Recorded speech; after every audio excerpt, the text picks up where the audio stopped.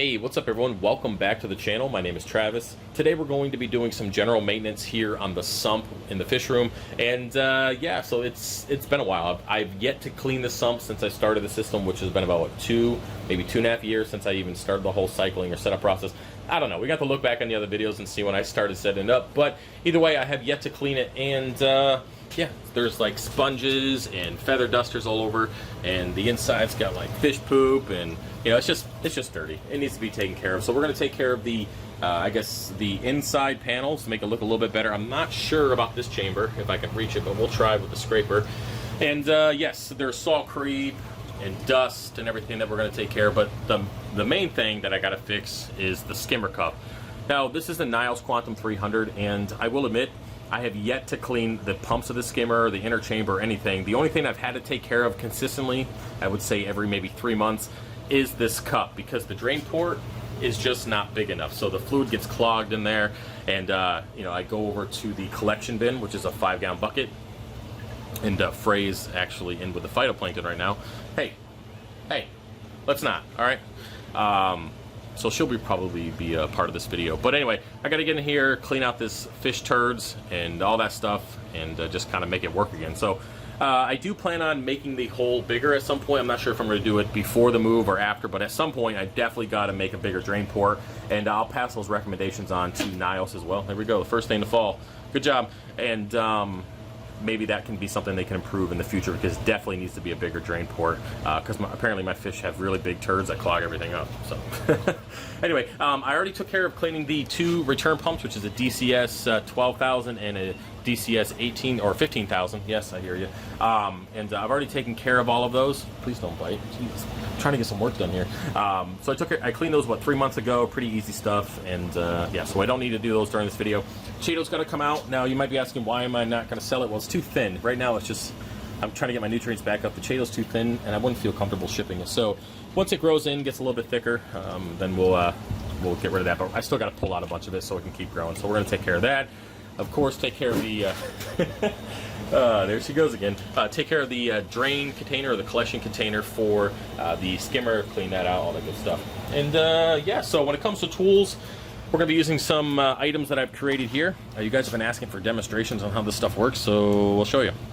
Now, I was debating if I wanted to use a filter sock for this, but I think it's going to work out, because I only plan on changing maybe 5 to 10 gallons total, and there's a lot of stuff in there, so it's best to pump it through a filter sock, pour the water back in, and go from there. So we got the filter sock holder, 4-inch with the tube holder. I do have a regular tube holder, but we don't need for this. We're going to be using the razor blade scraper, and we got 2 attachments for the Maxi Jet. We got a wider head and a narrow head. Now I made 2 attachments because you know, everyone's sump is different. You got baffles you're trying to clean, all that kind of stuff. And if I had a third arm, I'll show you how I attach, but I'll do that later. And it's pretty simple. You just attach to the front, put the hose there, run the hose into the bucket, and then just siphon out or suck out all the stuff that we're going to clean up, and you guys will see that in action today. But yeah, if you want any of these items, they're on the website, FishOfHex.com. I'll probably put a link to all of them in the description if I remember. But other than that, the skimmer, the calcium reactor is pretty decent. I cleaned it out a couple months ago. The tube is fine. The media itself is a little dirty, but I mean, that's to be expected. I probably, once the flow of fluid starts to slow down, I'll probably clean that again and get all the really small, fine media that's kind of turning to, I wouldn't say mush, but it just gets so small that it just takes up space at that point. Clean that out here in a couple months. Other than that, everything is pretty good. ATO is good. Another thing I want to do is get in here, and you probably can't see it, but I do have some sensors that I'm going to have to clean with a toothbrush for my ATO, so we're going to take care of that as well. Other than that, I think that's it. I don't know. If something else comes up along the way, we'll take care of it. So with that said, let's go and get started. Okay, so the first thing we're going to do is clean this skimmer cup. I'm going to get in here with the shop vac, suck out as much as I can. I know it's probably going to make the fish room smell extra fishy today, but you know, it's just part of doing business. Anyway, I plan on getting all that out and then running some vinegar and hot water through, try to clean that tube out as much as I can. Maybe you know, use a straw or something to clean a little bit more, or even just put the shop vac on there, try to suck out some stuff. We'll see, kind of just play it by ear. And then, you know, run hot water vinegar through into a 5-gallon bucket and just do that while we're doing everything else. And hopefully you'll be good to go when we're ready to get the system back online. But anyway, I went ahead and turned off the skimmer ahead of time. And yeah, so I'm gonna get in here and get this first. It's gonna be a little loud, but I'll fast forward it, so it's not too bad.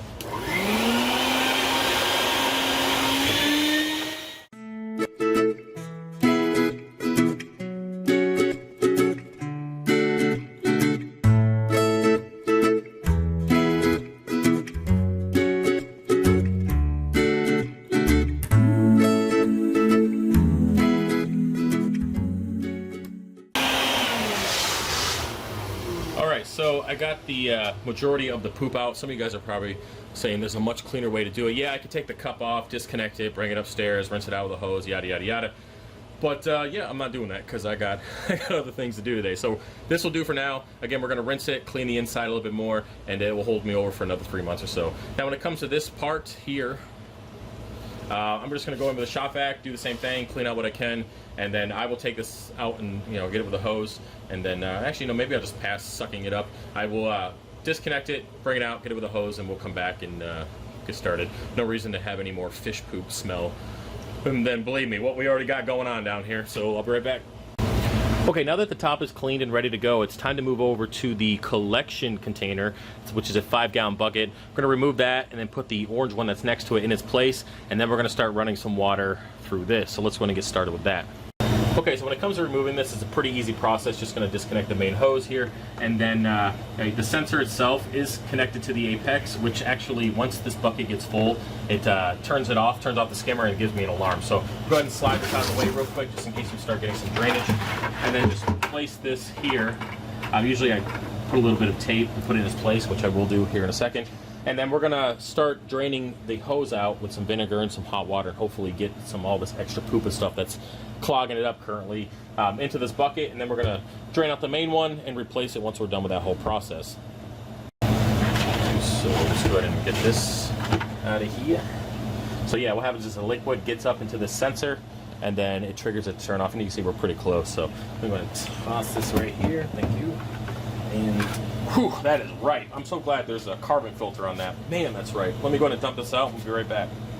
Okay, now that our drain container is all set, I'm going to go ahead and put some of this cleaning vinegar in there. Now, understand, if you're not comfortable with pouring vinegar over your setup like this, either because the port is too loose or there's a chance of it getting in there, just remove the whole cup. But for me, I've done this many times and I haven't had any issues, knock on tank stand there. I'm just going to pour in a little bit of this cleaning vinegar. This is just going to help, obviously, clean out some of the poop and stuff. And then I'm going to follow that up with RODI water. It can be tap water, doesn't really matter. This is just what I have on hand. And then just fill it up. And that's as far as I can tilt it because of the stand. And then just let it run for a little bit. It's already starting to drain out the other side. And I'll show you guys that real quick.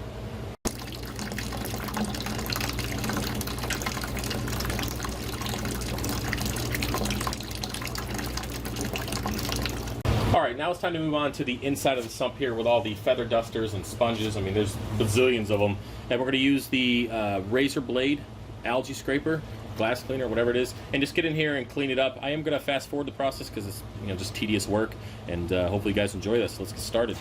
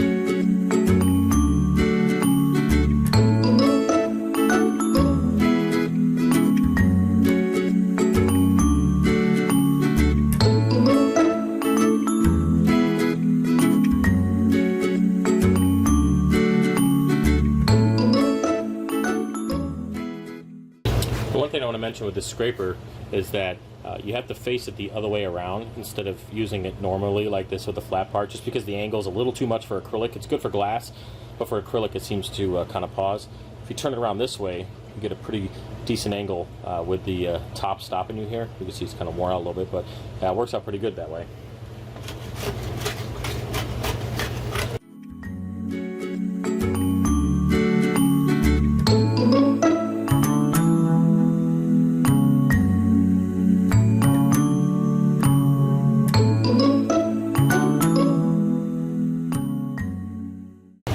Alright, so we're going to move on to the refugium section here. I'm going to get out most of this macroalgae, or at least a good portion of it. There's a giant bristle worm in there somewhere. I mean, a huge guy. So, yeah, we'll see what happens with that. Hopefully I don't get nailed. But just going to pull out some of this. As you can see, it's just too thin to sell. But it is growing. If you guys are wondering what these lights are, they're reef brights. There's a whole video series on this sump, this setup, everything. You guys can check that out. Pull out some of this. It will grow back thick eventually. It happens every once in a while. When I bottom out my nutrients, it just happens. So some of that's going to flow down into the tank, but the fish will eat it up real quick. Put the strainer back in, and then just pull out some more. That's what happens when you ship so much coral that your nutrients bottom to zero, and you just kill off coral and you kill off macroalgae quite often with just the sheer amount of water. So I know I mentioned this before, it's just one of those things I'm looking forward to on the new setup, having 2,000 or 3,000 gallons of water, so I don't have to worry about this anymore. But you know, lesson learned. So we're gonna go in here and just do a general cleaning, nothing crazy. It's the refugium, I don't care what it looks like. So I'll get in there and just get the usuals off. Coralline algae, or it could have been that Plossopora coral. That damn thing's having babies everywhere.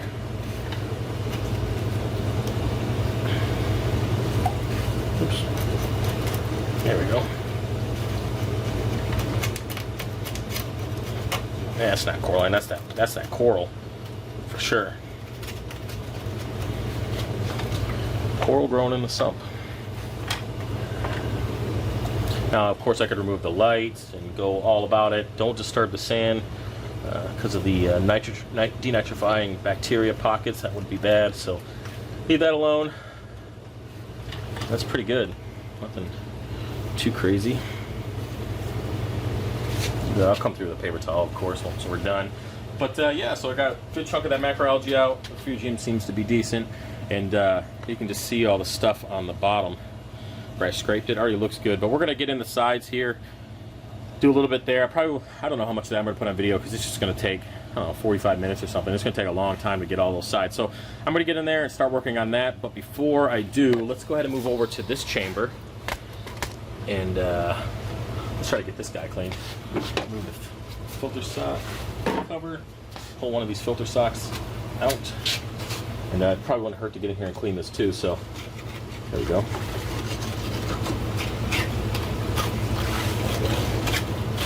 We'll see if I can get into this chamber, but it's kind of a weird angle, so.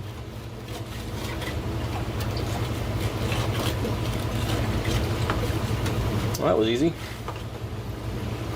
And then we got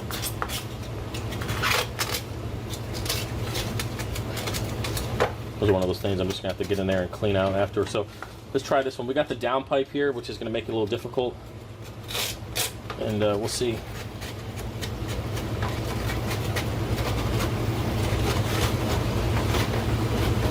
Alright, let's see what we got going on here. Get stabbed by feather dusters. It's kind of painful. Alright, so I don't know if I can.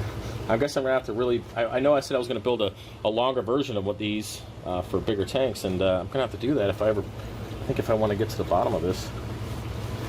Yep, that's it. I can't do it any other way. I'll just have to build a longer arm, the attachment and stuff, so I'll do that after. But that's pretty good. It's not horrible. You can definitely see it's full of junk. So what I'm going to do is I'm going to get in here and clean up all this. What's up, Ray? Get in here and just watching. Get in here and clean all this stuff up. And once we're done with that, yes, leave the camera alone. once I'm done cleaning up all the baffles and everything, we'll come back and we'll start siphoning it out. All right.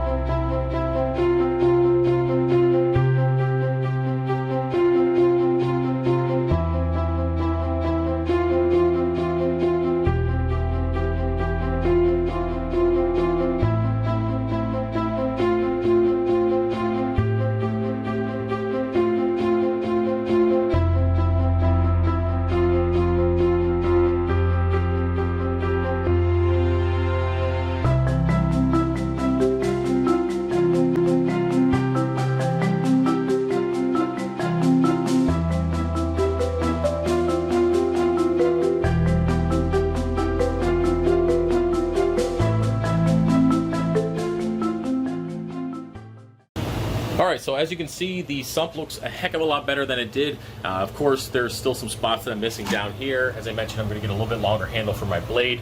I will make that here in the next few days. Also, got to get in here, remove the sponge, and get underneath there and clean that. But overall, looks a lot better than what it did. Now it's time to go in here and use the Maxi Jet with the fittings and siphon out all that detritus into our bucket, and then just kind of repeat the process over and over again. Went ahead and turned off the ATO so we don't have to worry about it topping off. And yeah, so let's go and get started.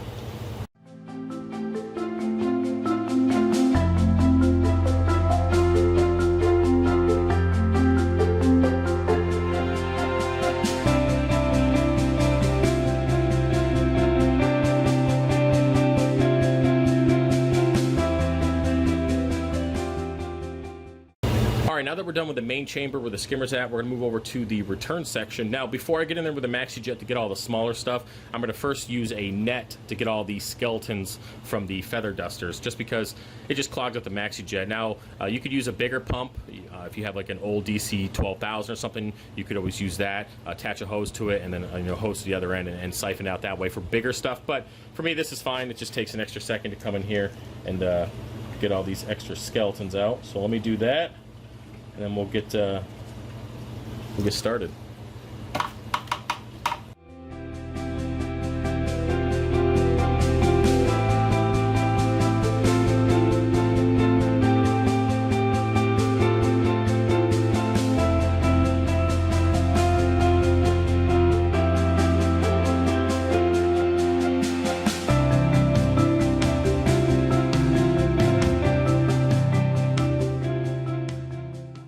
Okay, now that I went through the skimmer section and the return section with the Maxi Jet, I have to get into these two chambers, and unfortunately the Maxi Jet is just too big to fit through the hole. So what I'm going to do is use my shop vac with my hose attachment here, and I'm going to get in there and try to get what I can, and also focus on the back of the sump where there's some really big chunks of skeleton from the feather dusters, and just try to get that stuff up. So I'm going to pull out one of these filter socks, set it on the side, and turn on the back.